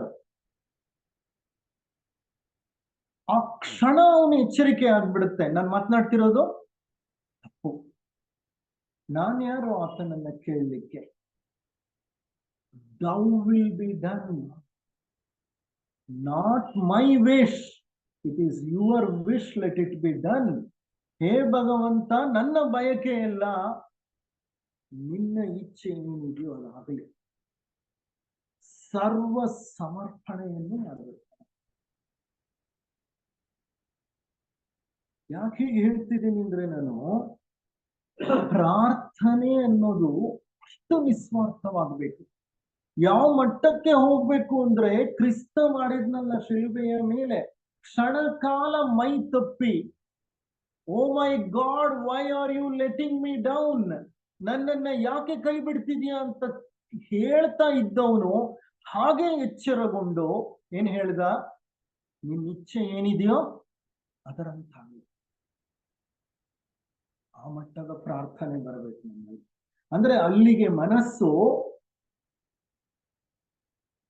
ಮೌನವನ್ನ ತಲುಪ್ತಿದೆ ಅಂತ ಅರ್ಥ. ಒಬ್ಬ ಕುರಿ ಕಾಯುವ ಬಾಲಕನಿಗೆ, ಆ ಬಾಲಕ ಊರಾಚೆಯ ಒಂದು ಮರಳುಗಾಡು, ಊರಾಚೆಯ ಒಂದು ಸ್ಥಳದಲ್ಲಿ, ಓಯಸಿಸ್ ಅಂತ ಸ್ಥಳದಲ್ಲಿ ತನ್ನ ಕುರಿಗಳನ್ನ ಮೇಯಿಸ್ತಾ ನಿಂತ್ಕೊಂಡಿದ್ದ. ಒಬ್ಬ ಯಾತ್ರಿಕ ಹಾಗೆ ನಡೆದು ಬಂದ. ಹಾಗೆ ನಡೆದು ಬಂದವನು ಆ ಬಾಲಕನನ್ನ ಕಂಡು, ಅವನಿಗೆ ಬಹಳ ದೂರ ಯಾರು ಸಿಕ್ಕಿರ್ಲಿಲ್ಲ ಪ್ರಯಾಣ ಮಾಡುವಾಗ, ಆತನನ್ನ ಮಾತಾಡೋಣ, ಒಂದು ಕ್ಷಣ ಅಲ್ಲಿ ಆತನೊಡನೆ ಕಳೆಯೋಣ ಅಂತ ಬಂದು ಬಾಲಕನ ಬೆನ್ನನ್ನ ತಟ್ಟಿ ಹೇಳ್ತಾನೆ, ಹೇ ಬಾಲಕ, ಎಷ್ಟು ಚೆನ್ನಾಗಿದೆ ಅಲ್ವಾ ಇವತ್ತಿನ ಒಂದು ವಾತಾವರಣ.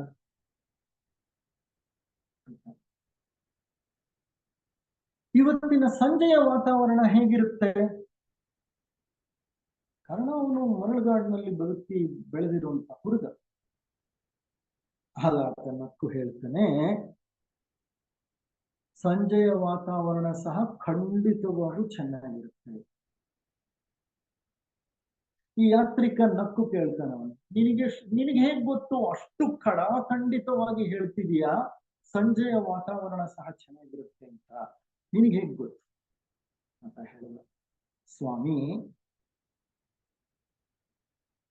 ನನ್ನ ಎಲ್ಲ ಇಚ್ಛೆಗಳನ್ನು ಪೂರೈಸಲಿಕ್ಕೆ ಭಗವಂತನಿಗೆ ಸಾಧ್ಯ ಇಲ್ಲ. ನಾನು ನೋಡಿದ್ದೀನಿ, ನನ್ನ ಎಲ್ಲಾ ಇಚ್ಛೆಗಳನ್ನ ಆತ ಪೂರೈಸಲಿಕ್ಕೆ ಸಾಧ್ಯ ಇಲ್ಲ.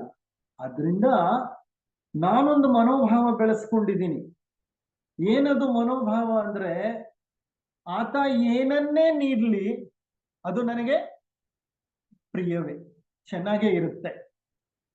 ಸಂಜೆ ಮಳೆ ಆದ್ರೂ ಬರ್ಲಿ, ಸಂಜೆ ಬಿಸಿಲಾದ್ರೂ ಸುಡ್ಲಿ, ಇಲ್ಲ ಚಳಿ ಆದ್ರೂ ಆಗ್ಲಿ, ಹಿಮ ಆದ್ರೂ ಬೀಳ್ಲಿ, ನನಗೆ ಎಲ್ಲವೂ ಸಮ್ಮತವೇ, ಎಲ್ಲವೂ ನನಗೆ ಸ್ವೀಕಾರವೇ. I love everything what is given by him. ಆತ ಏನು ನೀಡ್ತಾನೋ ಅದು ನನಗೆ ಸಂತೋಷ. ಎಷ್ಟು ಉದಾತ್ತವಾದ ತತ್ವ ಗೊತ್ತಾ ಇದು? ಬಹಳ ದೊಡ್ಡ ತತ್ವ, ಬಹಳ ಬಹಳ ದೊಡ್ಡ ತತ್ವ. Take life as it comes ಅಂತ ಹೇಳ್ತೇವೆ. ಇಂಗ್ಲಿಷ್ ಭಾಷೆಯಲ್ಲಿ take life as it comes. ಜೀವನ ಹೇಗೆ ಬರುತ್ತೋ ಅದನ್ನ ಹಾಗೆ ಸ್ವೀಕರಿಸ್ಬಿಡು. ಅದಕ್ಕಿಂತ ದೊಡ್ಡ ಪ್ರಾರ್ಥನೆ ಇನ್ನೇನಿದೆ? ಅದಕ್ಕಿಂತ ದೊಡ್ಡ ಪ್ರಾರ್ಥನೆ? ನಾನು ಆಗ್ಲೇನೆ ಹೇಳಿದ್ದೆ, ಪ್ರಾರ್ಥನೆಗೆ ಹಲವಾರು ಸ್ವರೂಪಗಳುಂಟು. ನಾವು ಕುಳಿತುಕೊಂಡು ಬೇಡ್ಕೊಳ್ಳೋದೇ ಪ್ರಾರ್ಥನೆ ಅಲ್ಲ. Prayer has many different forms of its own. One of the form is total acceptance. ಯಾವಾಗ ಪರಿಪೂರ್ಣ ಸ್ವೀಕೃತ ಮನೋಭಾವ ಬಂದ್ಬಿಡುತ್ತೋ ಅಲ್ಲಿಗೆ ಒಂದು ಶರಣಾಗತ ಸ್ಥಿತಿ ಬಂದ್ಬಿಡುತ್ತೆ. ಇನ್ನ ನಾನೊಂದೆರಡು ಮೂರು ದೃಷ್ಟಾಂತ ಕಥೆಗಳನ್ನ ನಿಮ್ಮೊಡನೆ ಹಂಚಿಕೊಂಡು ಈ ಉಪನ್ಯಾಸವನ್ನ ಮುಕ್ತಾಯ ಮಾಡ್ತೇನೆ. ಈ ದೃಷ್ಟಾಂತಗಳು ಪ್ರಾರ್ಥನೆಗೆ ಸಂಬಂಧಪಟ್ಟಿವೆ. ಒಂದು ಇಗರ್ಜಿ ಇತ್ತು. ಇಗರ್ಜಿ ಅಂದ್ರೆ ಚರ್ಚ್. ಪ್ರತಿನಿತ್ಯ ಒಬ್ಬ ವೃದ್ಧ ವ್ಯಕ್ತಿ ಆ ಇಗರ್ಜಿಯ ಕೊನೆಯ ಬೆಂಚಿನ ಮೇಲೆ ಬಂದು ಕುಳಿತುಕೊಳ್ತಿದ್ದ. ಕುಳಿತುಕೊಂಡು ತಲೆ ತಗ್ಗಿಸಿ ತನ್ನ ಮೊಣಕಾಲೂರಿ ಮೌನವಾಗಿ ಕುಳಿತಿರ್ತಿದ್ದ. ಗಂಟೆಗಳ ಗಟ್ಲೆ. ಇಗರ್ಜಿ ಕ್ಲೋಸ್ ಮಾಡುವಾಗ ಬಾಗಿಲು ಹಾಕೋ ಶಬ್ದ ಕೇಳುತ್ತಲ್ಲ, ಆಗ ಆತ ಎದ್ದು ಹೋಗ್ತಿದ್ದಾನೆ. ಇದನ್ನ ಒಬ್ಬ ಪಾದ್ರಿ ಗಮನಿಸಿದ. ಇದೇನು ಈ ವ್ಯಕ್ತಿ ಪ್ರತಿನಿತ್ಯ ಬರ್ತಾನೆ, ಪ್ರತಿನಿತ್ಯ ಗಂಟೆಗಳ ಕಾಲ ಮೌನವಾಗಿ ಶಿಲುಬೆಯ ಮುಂದೆ ಕುಳಿತುಕೊಳ್ತಾನೆ, ಎದ್ದು ಹೋಗ್ತಾನೆ, ಇರ್ಲಿ ಅಂದ್ಬಿಟ್ಟು ಒಮ್ಮೆ ಆತ ತನ್ನ ಪ್ರಾರ್ಥನೆಯನ್ನ ಮುಗಿಸಿ, ಮೌನವನ್ನ ಮುಗಿಸಿ ಎದ್ದ ನಂತರ ಆತನನ್ನ ಕುರಿತು ಕೇಳ್ತಾನೆ, ಅಯ್ಯ, ನಾನು ಪ್ರತಿನಿತ್ಯ ನಿನ್ನ ನೋಡ್ತಾ ಇದ್ದೀನಿ, ಎಷ್ಟು ಪ್ರಾಮಾಣಿಕವಾಗಿ ನೀನು ಬಂದು ಪ್ರಾರ್ಥನೆ ಮಾಡ್ತಿದ್ದೀನಿ, ಭಗವಂತ ನಿನ್ನೊಡನೆ ಏನ್ ಮಾತನಾಡ್ತಾನೆ? ಮೌನವಾಗಿರ್ತೀಯಲ್ಲ, ಪ್ರಾರ್ಥನೆ ಮಾಡ್ತಾ ಇರ್ತೀಯಲ್ಲ, ಭಗವಂತ ನಿನ್ನೊಡನೆ ಏನಯ್ಯ ಮಾತಾಡ್ತಾನೆ? ಆತ ಕಿರು ನಗೆಯನ್ನ ಸೂಸಿ ಹೇಳ್ತಾನೆ, ಭಗವಂತ ಮಾತನಾಡೋದಿಲ್ಲ, ಸುಮ್ಮನೆ ಆಲಿಸುತ್ತಾನೆ. God doesn't talk. He will simply listen. ಆಗ ಪಾದ್ರಿ ಕೇಳಿದ, ಸರಿಯಪ್ಪ, ಭಗವಂತ ಮಾತಾಡಲ್ಲ, ಸುಮ್ಮನೆ ಆಲಿಸ್ತಾನೆ. ನೀನು ಆತನೊಡನೆ ಏನ್ ಮಾತನಾಡ್ತೀಯ? ಹೋದ್ರೆ ಹೋಗ್ಲಿ. ಆಗ ಆತ ನಕ್ಕು ಹೇಳ್ತಾನೆ, ನಾನು ಏನು ಮಾತನಾಡೋದಿಲ್ಲ, ಸುಮ್ಮನೆ ಆಲಿಸುತ್ತೇನೆ. That is true prayer. ಪ್ರಾರ್ಥನೆಯಲ್ಲಿ 4 ಹಂತಗಳಿವೆ ಅಂತೆ. ಇದು 3ನೇ ಹಂತ. ಯಾವುದೋ? ನಾನು ಮಾತಾಡಲ್ಲ, ಭಗವಂತನೂ ಮಾತಾಡಲ್ಲ, ಆದ್ರೆ ನಾನು ಆಲಿಸುತ್ತೇನೆ, ಭಗವಂತನೂ ಆಲಿಸುತ್ತೇನೆ. ಇದು 3rd phase. 4 phases are there in prayer. ಮೊದಲನೆಯ ಒಂದು ಸ್ಟೇಜ್ ಏನಂದ್ರೆ, ನಾನು ಮಾತನಾಡ್ತೇನೆ, ನೀನು ಆಲಿಸು. ಅಂದ್ರೆ ಭಗವಂತ, ನಾನು ಬೇಡಿಕೆ ಇಡ್ತಾ ಇದ್ದೇನೆ, ನೀನ್ ನನ್ನ ಬೇಡಿಕೆಗಳನ್ನ ಕೇಳಿಸು. ಸೆಕೆಂಡ್ ಫೇಸ್ ಏನಂದ್ರೆ, ನನ್ನ ಬೇಡಿಕೆಗಳಿಲ್ಲ, ನಾನು ಸುಮ್ಮನಾಗ್ತೇನೆ, ನೀನು ಮಾತನಾಡು, ಯಾಕೆಂದ್ರೆ ನಾನು ಬೇಡಿಕೆಗಳನ್ನು ಇಟ್ಟಿದ್ದೇನೆ, ನೀನೇನ್ ಮಾಡ್ತೀಯ? ನಾನು ಮೌನವಾಗಿದ್ದೇನೆ, ನೀನು ಮಾತನಾಡ್ಬೇಕು, ನೀನು ಮಾತನಾಡ್ತೀಯ. ಸ್ಟೇಜ್ 1 ನಲ್ಲಿ ನಾನು ಮಾತನಾಡ್ತಿದ್ದೆ, ಭಗವಂತ ಸುಮ್ಮನಿದ್ದ. ಸ್ಟೇಜ್ 2 ನಲ್ಲಿ ನಾನು ಸುಮ್ಮನಿದ್ದೀನಿ, ಭಗವಂತ ಮಾತನಾಡ್ತೀನಿ. ಸ್ಟೇಜ್ 3 ಅಲ್ಲಿ ನಾನು ಮಾತನಾಡಲ್ಲ, ಭಗವಂತನೂ ಮಾತನಾಡಲ್ಲ, ಆದ್ರೆ ಇಬ್ಬರು ಸುಮ್ಮನೆ ಆಲಿಸುತ್ತಾ ಇತ್ತು. ಸ್ಟೇಜ್ 3. ಸ್ಟೇಜ್ 4 ಏನಂದ್ರೆ, ನಾನು ಮಾತಾಡಲ್ಲ, ಭಗವಂತನೂ ಮಾತಾಡಲ್ಲ, ನಾನು ಆಲಿಸೋದಿಲ್ಲ, ಭಗವಂತನೂ ಆಲಿಸೋದಿಲ್ಲ. Total silence. Total silence. ಭಗವಂತನೊಡನೆ ಪ್ರಾರ್ಥನೆಯ ಸಂವಹನ ಈ ಮಟ್ಟವನ್ನ ತಲುಪಬೇಕು. ಏನಾಗಬೇಕು ಅಲ್ಲಿ? Neither I talk nor he will talk, neither I listen nor he will listen. There is utter silence. ಮುಸಲ್ಮಾನರಲ್ಲಿ ಅವರ ಬಾಹ್ಯ ನಡವಳಿಕೆಗಳು ಹೇಗೆ ಇರಲಿ, ಅದು ಬದಿಗಿದೆ, ಬೇಡ. ನಮಾಜ್ ಅಥವಾ ಪ್ರಾರ್ಥನೆ ಇದೆಯಲ್ಲ, ಒಂದು ಪವಿತ್ರವಾದ ಆ ಕಾರ್ಯ ನಡೆಯುವಾಗ there should be total silence. ಸ್ವಲ್ಪನೂ ಅಲ್ಲಿ ಗದ್ದಲ ಆಗಂಗಿಲ್ಲ. ಆ ಸಂದರ್ಭದಲ್ಲಿ ಏನೇ ಆದ್ರೂ ಸುಮ್ಮನಿಲ್ಲ. ಎಷ್ಟೋ ಸಂದರ್ಭಗಳಲ್ಲಿ ನಮ್ಮ ಇಸ್ಲಾಮಿಕ್ ಕಂಟ್ರಿಗಳು, ದೇಶಗಳಿದೆಯಲ್ಲ, ಅಲ್ಲಿ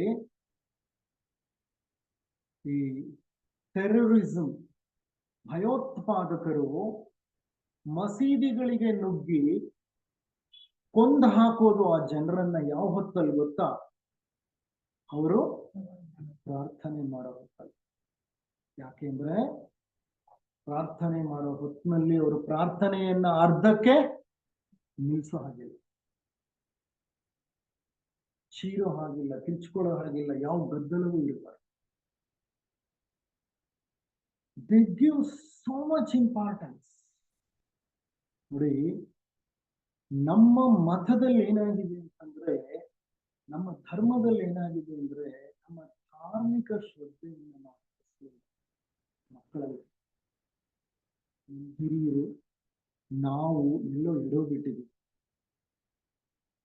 ನಮ್ಮ ಧಾರ್ಮಿಕ ಆಚರಣೆಗಳನ್ನ ಮಕ್ಕಳಿಗೆ ಅದರ ಮಹತ್ವವನ್ನ, ಅದರ ಪ್ರಾಮುಖ್ಯತೆಯನ್ನ, ಪ್ರಾಶಸ್ತ್ಯವನ್ನ, ವಿಧಿವಿಧಾನಗಳನ್ನ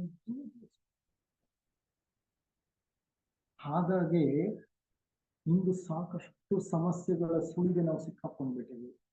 ನಮ್ಮ ಧರ್ಮ ಅವನತಿಯ ಕಡೆ ಹೋಗ್ತಿದೆಯೇನೋ ಅಂತ ನಮ್ಗೆ ಯಾಕೆ ಅನ್ನಿಸ್ತಿದೆ ಅಂತಂದ್ರೆ, ನಮ್ಮ ಹಿರಿಯರು ನಮಗೆ ಅದನ್ನ ಪರಿಪೂರ್ಣವಾಗಿ ಕೊಡ್ಲಿಲ್ಲ, ನಾವು ನಮ್ಮ ಮಕ್ಕಳಿಗೆ ಕೊಡ್ಲಿಲ್ಲ, ಅವ್ರ ಮಕ್ಕಳಿಗೆ ಕೊಡ್ತಾ ಇಲ್ಲ. ಇದು ಬರೀ ನಮ್ಮ ಧರ್ಮಕ್ಕೆ ಸೀಮಿತ ಅಲ್ಲ, ಬೇರೆ ಕೆಲವು ಧರ್ಮಗಳಲ್ಲೂ ಹೀಗಾಗಿದೆ. ಆದ್ರೆ ಇಸ್ಲಾಂ ಧರ್ಮದಲ್ಲಿ ಇದು ಬಹಳ ಮುಖ್ಯ. ಯಾವುದು? ಸೈಲೆಂಟ್ ಆಗಿರುತ್ತೆ. ಪ್ರಾರ್ಥನೆ ಅನ್ನೋದು ಒಂದು ಅತ್ಯಂತ ಮಹತ್ವವಾದಂತಹ ಆಚರಣೆ ಅವರಲ್ಲಿ. ಹಿಂದೆ ದೆಹಲಿಯಿಂದ ದೂರದ ಒಂದು ಹಳ್ಳಿಯಲ್ಲಿ ಫರೀದ್ ಅನ್ನುವಂತಹ ಒಬ್ಬ ಸೂಫಿ ಸಂತ ಇದ್ದ. ಸೂಫಿ ಸಂತ. ಸೂಫಿಗಳು ಅಂದ್ರೆ ಸಂತ ಶಿಶುನಾಳ ಶರೀಫರು, ಶಿರಡಿ ಸಾಯಿಬಾಬಾ ಅವರು, ಸಂತ ಕಬೀರದಾಸರು, ಇವರೆಲ್ಲ ಸೂಫಿಗಳು. ಅಂತ ಒಬ್ಬ ಸೂಫಿ ಸಂತ. ಆ ಹಳ್ಳಿಯಲ್ಲಿ ಏನೋ ಒಂದು ದೊಡ್ಡ ಸಮಸ್ಯೆ ಪ್ರಾರಂಭವಾಗುವುದು. ಆ ಸಮಸ್ಯೆಯನ್ನ ಪರಿಹರಿಸಲಿಕ್ಕೆ ರಾಜನ ಒಂದು ಕೃಪೆ ಬೇಕಾಗಿತ್ತು. ರಾಜನಿಗೆ ಮಾತ್ರ ಆ ಸಮಸ್ಯೆಯನ್ನ ಪರಿಹರಿಸಲು ಸಾಧ್ಯವಿತ್ತು.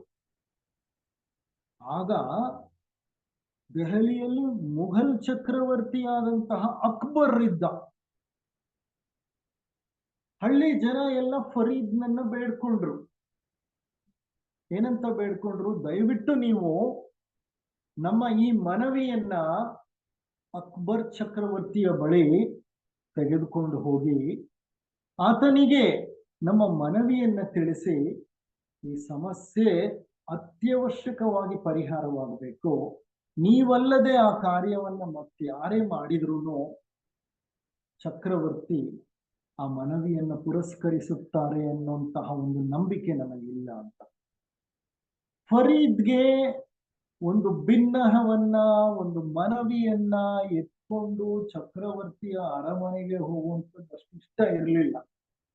ಆದ್ರೆ ಎಲ್ಲರ ಒತ್ತಾಯದ ಮೇರೆಗೆ ಆತ ಏನ್ ಮಾಡ್ದ, ಆ ಮನವಿಯನ್ನ ಹೊತ್ತು ದೆಹಲಿಯ ಕಡೆಗೆ ದಾಪುಗಾಲಿಟ್ಟ. ಹಲವು ದಿನಗಳ ಪ್ರಯಾಣ ಆಗಿನ ಕಾಲದಲ್ಲಿ ನಡ್ಕೊಂಡು ದೆಹಲಿಯ ಆ ಆಸ್ಥಾನಕ್ಕೆ ಬಂದ. ಆಸ್ಥಾನದ ದ್ವಾರಪಾಲಕರು ಕೇಳಿದ್ರು. ಆತ ತನ್ನ ಪರಿಚಯ ಮಾಡಿಕೊಂಡ. ಮೊದಲೇ ಫಕೀರ, ಸಂತ ಅಂದ್ರೆ ಫಕೀರರು. ಅವನ ವೇಷ ಭೂಷಣ ಎಲ್ಲ ನೋಡಿ ಆ ದ್ವಾರಪಾಲಕರು ಹೇಳಿದ್ರು, ಅಯ್ಯ ಚಕ್ರವರ್ತಿ ಜಹಾಪನ ಆ ಪಕ್ಕದ ಕೋಣೆಯಲ್ಲಿ ಪ್ರಾರ್ಥನೆ ಮಾಡ್ತಾ ಇದ್ದಾರೆ, ಇಲ್ಲಿ ಕುಳಿತುಕೋ. ಅವ್ರ ಪ್ರಾರ್ಥನೆ ಮುಗಿಸಿ ಬರೋ ತನಕ ನೀನ್ ಕಾಯ್ಬೇಕಂತೆ. ಸರಿ, ಫರೀದ್ ಕುಳಿತುಕೊಂಡ ಅಲ್ಲಿ. ಸ್ವಲ್ಪ ಹೊತ್ತಾದ್ಮೇಲೆ ಅಕ್ಬರ್ ಚಕ್ರವರ್ತಿ ಪ್ರಾರ್ಥನೆಯನ್ನ ಮುಗಿಸಿ ಹೊರಗೆ ಬಂದ. ಫರೀದ್ ಎದ್ದು ನಿಂತ. ಫಕೀರರು, ಅವ್ರಿಗೆ ಯಾವ ಭಯ ಇಲ್ಲ, ಯಾವ ಹೆದರಿಕೆ ಇಲ್ಲ. ಅವರ ಡಿಕ್ಷನರಿಯಲ್ಲಿ ಭಯ ಹೆದರಿಕೆ ಅನ್ನೋ ಪದಗಳೇ ಇರೋದಿಲ್ಲ. ಅವ್ರ ಸರ್ವವನ್ನು ತ್ಯಜಿಸಿರೋರು, ನಿರ್ಭಯ. ಭಗವದ್ಗೀತೆಯ 26 ಸದ್ಗುಣಗಳಲ್ಲಿ ಮೊದಲನೇ ಗುಣ ಯಾವ್ದು ಗೊತ್ತಾ? ನಿರ್ಭಯ, ಅಭಯ. ಅಭಯ, ನಿರ್ಭಯ ಅಂತ ಭಯಭೀತಿ ಇಲ್ಲದೆ ಇರೋ ಜನ ಫಕೀರರು. ಚಕ್ರವರ್ತಿ ಮುಂದೆ ಎದ್ದು ನಿಂತ್ಕೊಂಡು ಕೇಳಿದ, ಯಾವ ಪ್ರಾರ್ಥನೆಯನ್ನ ನೀನು ಮಾಡದೆ? ಚಕ್ರವರ್ತಿಯನ್ನ ಕುರಿತು ಸಂಬೋಧಿಸುವ ರೀತಿ, ಯಾವ ಪ್ರಾರ್ಥನೆಯನ್ನ ನೀನು ಮಾಡಿದೆ? ಅಕ್ಬರ್ ಹೇಳ್ದ, ಭಗವಂತನನ್ನ ನಾನು ನನಗೆ ಯಶಸ್ಸು, ಸಂಪತ್ತು ಮತ್ತು ದೀರ್ಘ ಆಯಸ್ಸನ್ನ ಕೊಡು ಎಂದು ಪ್ರಾರ್ಥಿಸಿದೆ. ನಾವೆಲ್ಲ ಮಾಡೋದಿದೆ ಅಲ್ವಾ? ಆಯುರ, ಆರೋಗ್ಯ, ಐಶ್ವರ್ಯಾದಿಗಳನ್ನ ಬೇಡ್ಕೊತೀವಿ. ಆಯಸ್ಸು, ಆರೋಗ್ಯ, ಐಶ್ವರ್ಯ ಅದನ್ನ ಬೇಡ್ಕೊಂಡೆ ನಾನು ಅಂತ ಅಂದ. ತಕ್ಷಣ ಫರೀದ್ ಏನ್ ಮಾಡ್ದ, ತನ್ನ ಬೆನ್ನನ್ನ ತಿರುಗಿಸಿದವನೇ ಹೊರಗೆ ನಡೆದೇ ಬಿಟ್ಟ. ಹೋಗ್ತಾ ಹೋಗ್ತಾ ಹೇಳ್ತಾನೆ ಅವನು ಚಕ್ರವರ್ತಿಯನ್ನ ಕುರಿತು, ನಾನು ಇಲ್ಲಿ ಚಕ್ರವರ್ತಿಯನ್ನ ನೋಡಲಿಕ್ಕೆ ಬಂದೆ, ಆದ್ರೆ ನನಗೆ ಇಲ್ಲಿ ಕಾಣ್ತಾ ಇರೋದು ಒಬ್ಬ ಭಿಕ್ಷುಕ. ನೀ ಯಾವ ದೇವರನ್ನ ಬೇಡ್ಕೊಂಡ್ಯೋ ಆ ದೇವರನ್ನು ನಾವೇ ಬೇಡ್ಕೋಬಹುದಲ್ಲ. ನೀನು ಒಬ್ಬ ಭಿಕ್ಷುಕನೇ, ನಿನ್ನ ಹತ್ರ ನಾನೇನಕ್ಕೆ ಬೇಡ್ಬೇಕು? ಕಾರಣ ನೀನು ಭಗವಂತನ ಮುಂದೆ ನಿಂತ್ಕೊಂಡು ನಿನ್ ಸ್ವಾರ್ಥವನ್ನೇನೋ ಬೇಡ್ಕೋತಾ ಇದೀಯ. ನಾನಾದ್ರೂ ಊರಿನ ಒಂದು ಕ್ಷೇಮಕ್ಕೋಸ್ಕರ ಬಂದಿದ್ದೀನಿ, ಯೋಗಕ್ಷೇಮಕ್ಕೋಸ್ಕರ, ಊರಿನ ಜನರ ಯೋಗಕ್ಷೇಮಕ್ಕೋಸ್ಕರ. ನೀನು ಭಗವಂತನ ಮುಂದೆ ನಿಂತ್ಕೊಂಡು ನಿನ್ನ ಸ್ವಾರ್ಥ ಬೇಡಿಕೆಯನ್ನ ಮುಂದಿಟ್ಟಿದೀಯ. ಅದಕ್ಕೆ ಆತ ಹೇಳ್ತಾನೆ, ನಾನು ಚಕ್ರವರ್ತಿಯನ್ನ ನೋಡಲಿಕ್ಕಾಗಿ ಬಂದೆ, ಆದರೆ ನನಗಿಲ್ಲಿ ಕಾಣ್ತಾ ಇರೋದು ಭಿಕ್ಷುಕ. ಇತರರಿಗೂ ನಿನಗೂ ಯಾವ ವ್ಯತ್ಯಾಸವೂ ಇಲ್ಲ ಅಂತ ಹೇಳಿ ಹೊರಗಡೆ ನಡೆದೇ ಬಿಟ್ಟ. ಅಂದ್ರೆ ಅರ್ಥ ಏನ್ ಗೊತ್ತಾ? ಸ್ವಾರ್ಥಭರಿತ ಪ್ರಾರ್ಥನೆ ನಮ್ಮನ್ನ ಉನ್ನತ ಮಟ್ಟಕ್ಕೆ ಕೊಂಡೊಯ್ಯಲು ಸಾಧ್ಯವಿಲ್ಲ. ಕಾರಣ ನಾವು ಯಾಚಕರಾಗಿ ಉಳಿದ್ಬಿಡ್ತೇವೆ. ಎಲ್ಲಿವರೆಗೂ ಯಾಚಕರಾಗಿರ್ತೇವೆ ನೋಡಿ? ಮರಣದ ಕ್ಷಣದ ತನಕ ಯಾಚಕರೇ. ಅಕಸ್ಮಾತ್ ಯಾರಾದ್ರೂ ದೇವತೆ ಬಂದು ನಿಂತ್ಕೊಂಡು ಮರಣದ ಸಮಯದಲ್ಲಿ, ಅಪ್ಪ ನಿನಗೇನ್ ಬೇಕು ಅಂದ್ರೆ ನನಗೆ ಇನ್ನೊಂದು 10 ವರ್ಷ ಆಯಿಸ್ಕೊಟ್ಬಿಡು, 20 ವರ್ಷ ಆಯಿಸ್ಕೊಟ್ಬಿಡು, ಬಿಡ್ತೀವ ನೀವು? ಆಗ್ಲೂ ಯಾಚಕರೇ. ಆ ಯಾಚಕತನ ನಿಲ್ಲದೆ ಪ್ರಾರ್ಥನೆ ಸಮೃದ್ಧ ಪ್ರಾರ್ಥನೆ ಆಗಲ್ಲ. ಏನನ್ನೂ ಬೇಡದಿರುವುದೇ ಮೋಕ್ಷ. ಹಾಗಾದ್ರೆ ಪ್ರಾರ್ಥನೆ ಯಾಕಬೇಕು? ಬೇಕು. ಎಂತ ಪ್ರಾರ್ಥನೆ? ನನಗಾಗಿ ಅಲ್ಲ, ಸರ್ವಹಿತಕ್ಕಾಗಿ ಪ್ರಾರ್ಥನೆ, ಸರ್ವ ಜೀವಿಗಳ ಯೋಗಕ್ಷೇಮಕ್ಕಾಗಿ ಪ್ರಾರ್ಥನೆ. ಅಂತ ಒಂದು ಪ್ರಾರ್ಥನೆಯ ಮನೋಭಾವವನ್ನು ಬೆಳೆಸ್ಕೊಳ್ಳೋಣ ಅಂತ ಹೇಳ್ತಾ ಒಂದೆರಡು ದೃಷ್ಟಾಂತ ಕಥೆಗಳನ್ನ ನಿಮ್ಮೊಡನೆ ಇವತ್ತು ಹಂಚಿಕೊಂಡಿದ್ದೇನೆ. ಇನ್ನು ಹಲವಾರು ದೃಷ್ಟಾಂತಗಳಿವೆ. ನಾನು ಇನ್ನೊಂದು 3-4 ದೃಷ್ಟಾಂತಗಳನ್ನ ಮುಂದಿನ ಒಂದು ಸತ್ಸಂಗದಲ್ಲಿ ನಿಮ್ಮೊಡನೆ ಕುಳಿತುಕೊಂಡು ಹಂಚಿಕೊಳ್ಳೋ ಪ್ರಯತ್ನ ಪಡ್ತೇನೆ. ಆ ದೃಷ್ಟಾಂತಗಳ ನಂತರ ವೈಜ್ಞಾನಿಕವಾಗಿ ಪ್ರಾರ್ಥನೆಗೆ ಶಕ್ತಿ ಇದೆ ಅಂತ ಯಾವುದಾದರೂ ಸಂಶೋಧನೆಯ ಫಲಿತಾಂಶಗಳು ತಿಳಿಸಿವೆಯಾ? ಅಂತಹ ವೈಜ್ಞಾನಿಕ ಸಂಶೋಧನೆಗಳು ನಡೆದಿವೆಯಾ? ಅದು ಯಾವುದು? ಎಲ್ಲಿ ನಡೆದಿದೆ? ವಿಜ್ಞಾನವೂ ಪ್ರಾರ್ಥನೆಯ ಮಹತ್ವವನ್ನ ಒಪ್ಕೊಳ್ಳುತ್ತಾ ಅದಕ್ಕೆ ಬೇಕಾದಂತ ಸಾಕ್ಷ್ಯಗಳನ್ನು ಮುಂದೆ ಇಡೋ ಪ್ರಯತ್ನವನ್ನು ಮಾಡ್ತೀನಿ. ಇಲ್ಲಿಗೆ ಈ ಸತ್ಸಂಗವನ್ನು ಮುಕ್ತಾಯ ಮಾಡೋಣ.